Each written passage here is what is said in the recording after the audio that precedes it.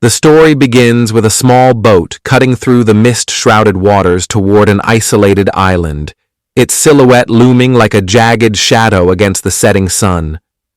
The travelers, perhaps a group of adventurous friends, a team of researchers, or a family seeking an exotic getaway, lean against the railing, their faces a mix of excitement and unease. The island was supposed to be a paradise, a hidden gem untouched by modern tourism, spoken of only in hushed rumors and half-forgotten travel blogs. Yet as they draw closer, something feels wrong. The air grows colder, the waves rougher, as if the sea itself resists their approach. The boat's captain, a grizzled old man who has said little since they departed, finally speaks in a low, gravelly voice. Last chance to turn back. His warning is met with laughter, dismissive jokes. After all, they've come too far to abandon their adventure now. But his eyes, dark and knowing, linger on them a moment too long before he turns away. When they dock, the village appears quaint, almost frozen in time. Wooden houses with peeling paint, narrow cobbled streets, and the scent of salt and damp earth hanging thick in the air. The locals pause in their work, their gazes tracking the newcomers with an unsettling stillness. No cheerful greetings, no eager merchants, just silent, watchful eyes. An elderly woman, her face lined with deep wrinkles, steps forward. She offers a thin smile that doesn't reach her eyes and says, "Welcome. You must be tired. Come rest." Her hospitality feels rehearsed, hollow. As the group follows her, one of them notices a child peering from behind a curtained window, except the child's expression isn't curiosity, but something closer to pity or fear. Then, as they settle into the inn, a creaking, too-quiet place with dust-covered portraits of strangers on the walls, a fisherman mutters under his breath to no one in particular, "No one who comes here ever leaves." When pressed, he shakes his head and walks away, leaving the words to hang in the air like a curse. The travelers exchange uneasy glances but brush it off.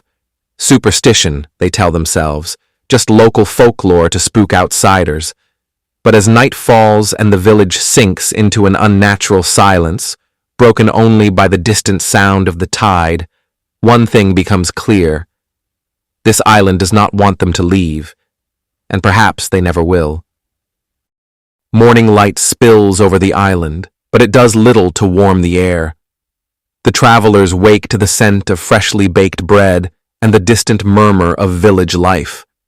Sounds that should be comforting, but instead feel staged, like actors performing a familiar play.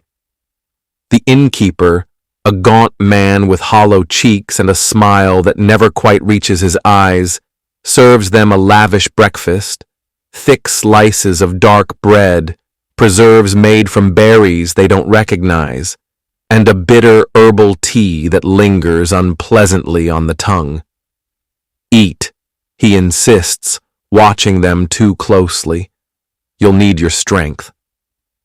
Stepping outside, the village seems almost picturesque in the daylight.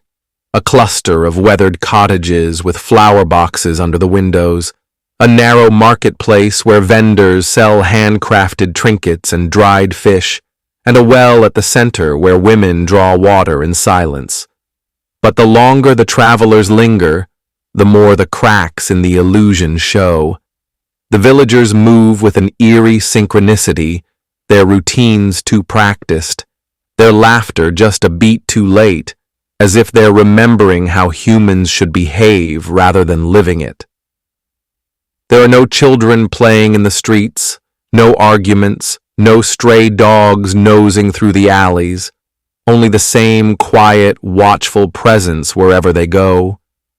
One traveler, a woman with a sharp eye for detail, notices that the flowers in the window boxes never wilt, their petals frozen in perfect bloom. Curious, they try to engage the locals in conversation, but answers are vague, deflected. "How long have you lived here?" is met with a chuckle and a shrug. "Oh, long enough?" Questions about the island's history earn only cryptic replies. Some places are best left unremembered. When one of the travelers asks about the missing people from the rumors, those who supposedly never returned, the villager they're speaking to goes very still before forcing a laugh.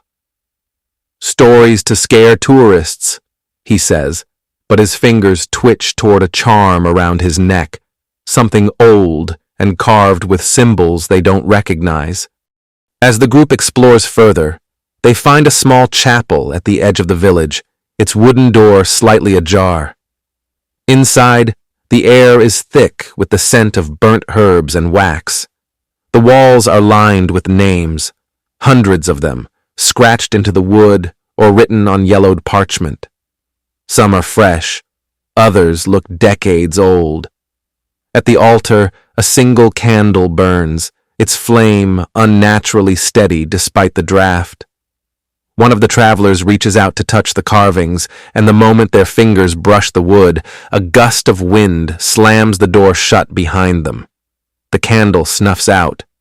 Outside, the village continues as if nothing has happened. The sun is high, the sky a flawless blue, but the travelers now walk faster, their shoulders tense.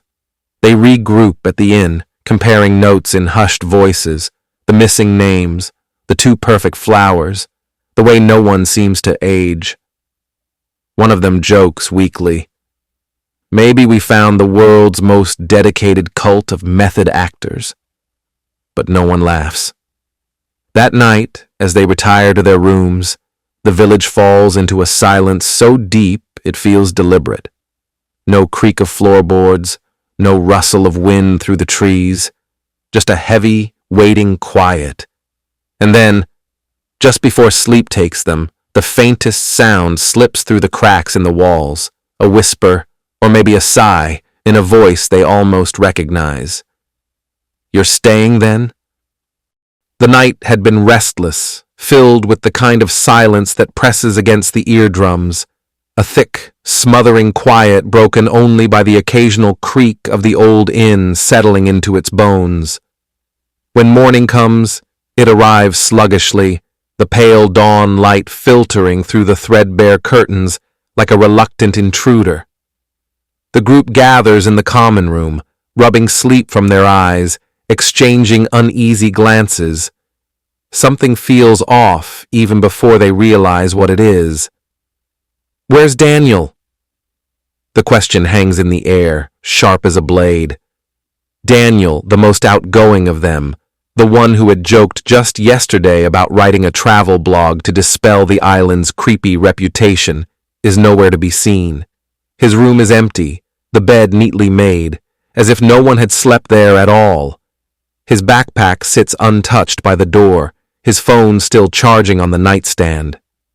They search the inn first, then the village, calling his name with voices that grow increasingly frantic. The villagers watch them with blank, unreadable expressions. "He must have gone for a walk," one of them suggests, a woman with a face like worn leather and a voice that carries no inflection.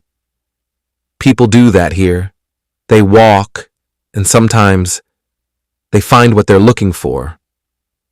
The words are innocuous, but they land like a threat. By midday, the reality sinks in. Daniel is gone. Not lost, not delayed. Gone. The group's dynamic fractures. Some insist he must have wandered off, that he'll turn up by evening. Others whisper darker theories, their eyes darting toward the villagers, who go about their business as if nothing is amiss. One of the travelers, a skeptic named Liam, takes matters into his own hands. He corners the old fisherman from the docks, the one who had muttered warnings under his breath. "Where is he?" Liam demands, his voice low and rough. The fisherman studies him for a long moment before sighing. "You don't listen, do you? No one ever does." He leans in, his breath reeking of salt and decay. "He's part of the island now, just like you will be." Before Liam can press further, the man turns and walks away, leaving him standing there, the words slithering under his skin like something alive. That night, the remaining travelers barricade themselves in their rooms, jumping at every sound. The inn groans around them, the wind carrying whispers that might be voices, might be the trees, might be nothing at all. And then, just as sleep begins to pull them under, a sound cuts through the dark, a faint, familiar laugh echoing from somewhere far away. Daniel's laugh. But that's impossible, because Daniel is gone. The laughter lingers in the air like a ghost, leaving the remaining travelers wide-eyed and breathless in the dark. It couldn't have been Daniel, could it? The sound had been unmistakable, his familiar chuckle echoing from somewhere beyond the walls of the inn, as if carried by the wind itself. But the village outside is silent, the streets empty. No footprints mark the damp earth beneath his window. No one had passed by. Sleep is impossible now. By first light, the group is already moving, their fear hardening into resolve. They refuse to vanish like Daniel, to become another whispered story in this cursed place. If the villagers won't help them, they'll find answers themselves. They split up, scouring the island's edges, past the last of the cottages, beyond the overgrown paths where the trees grow too thick, their branches twisted like grasping fingers. The air smells different here, damp and metallic, like wet stone and old blood. Then one of them stumbles. A root? A rock? No, something worse. Her boot had caught on a patch of disturbed earth, and when she looks closer, her breath catches in her throat. The soil is fresh, too fresh. And there, half buried beneath the leaves, something pale juts out. A bone? No, a finger. She recoils with a choked scream, and the others rush to her side. They don't need to dig much to uncover the horror beneath. A shallow grave, hastily covered, and inside, Daniel, or what's left of him. His body is withered, his skin stretched tight over brittle bones, his mouth frozen in a silent scream. But that's impossible. He had only been gone a day. No body decays like this in hours. Unless time moves differently here. Unless the island feeds. A rustling in the brush snaps their attention away. They turn, hearts pounding, and see her. The old woman from the village. The one who had welcomed them with that hollow smile. She stands at the edge of the clearing, her shawl fluttering in the wind, her eyes black and depthless. "You weren't supposed to find this," she says, her voice like dry leaves scraping stone. And then behind her shadows shift. Figures emerge from the trees. The villagers, but not as they'd seen them before. Their skin is gray, their eyes sunken, their movements slow and deliberate, and among them, Daniel. Not the corpse in the grave. Another Daniel. Pale. Smiling. "You should have left when you had the chance," he says, his voice wrong, too many layers beneath it. And then the villagers step forward, and the screaming begins. The air itself seems to curdle as the villagers advance, their once human faces now slack and waxen, like masks stretched over something far older. The travelers scramble back, their breaths ragged, their pulses hammering in their throats. The forest around them feels alive, branches creaking in a wind that doesn't exist, roots coiling like serpents beneath the soil. Liam, the skeptic, the one who had always demanded logic, is the first to break. He turns and runs, crashing through the undergrowth, his shoes slipping on damp leaves. The others follow, their screams tearing through the stillness. Behind them, the villagers don't rush. They don't need to. The island is helping them. First, it's Mara. She trips, or something trips her, and the earth itself seems to swallow her, her fingers clawing at the dirt as she's dragged under. Her shriek is cut short. The ground settles. A single flower blooms where she had been, its petals the same shade as her hair. Then Javier. He stumbles into a clearing and freezes. There, standing between the trees, is Daniel, or the thing wearing Daniel's face. It smiles and its mouth splits too wide, too many teeth. Javier backs away, only to feel hands close around his wrists. The villagers. They don't speak as they pull him into the shadows. His last word is a whimper. Please. Only Liam and Anya remain now, their backs pressed against the trunk of a massive gnarled oak. The villagers circle them, silent, their eyes reflecting the dim light like an animal's. The old woman steps forward, her shawl fluttering though there's no wind. You fight so hard, she murmurs, almost pitying. But you belong to the island now. Everyone does in the end. Anya's hand finds Liam's, their fingers twined together, trembling. Then, a sound, a boat horn, distant but unmistakable. Hope flares, wild and desperate. The shore can't be far, they just need to reach it. Liam yanks Anya forward and they run, their legs burning, their lungs on fire. The villagers let them go. They don't follow. The trees thin. The sand is underfoot. The sea stretches before them, and there, a fishing boat, its engine rumbling, its deck empty, save for the grizzled captain who'd brought them here. He watches them, his expression unreadable. Last chance to leave, he calls. They don't hesitate. They wade into the surf, the water icy around their ankles, their knees, their waists. The boat is so close. Anya reaches it first. The captain hauls her aboard. Liam is right behind her when something grabs his ankle. He looks down. Daniel's face stares back at him from beneath the water, his grin splitting ear to ear, his fingers like iron around Liam's leg. You don't get to leave, the thing that was Daniel whispers. Liam screams.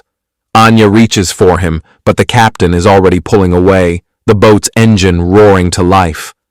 The last thing Liam sees before the water closes over his head is Anya's face, her mouth open in a silent cry, her hand outstretched, and the island waiting. The boat cuts through the fog, its engine sputtering like a dying breath. Anya clutches the railing, her knuckles white, her body trembling not from the cold, but from the impossible truth seared into her mind. Liam is gone. The captain doesn't speak, doesn't look at her. He steers with mechanical precision, his gaze fixed on the horizon where the mainland should be, but the fog doesn't lift. Minutes stretch into hours, or has it been days? Time bleeds together here, thin and meaningless. Anya's throat is raw from screaming, from begging, but the captain only mutters, "Should have turned back when you had the chance," and something in his voice makes her blood freeze. She turns and sees it. The fog isn't fog at all.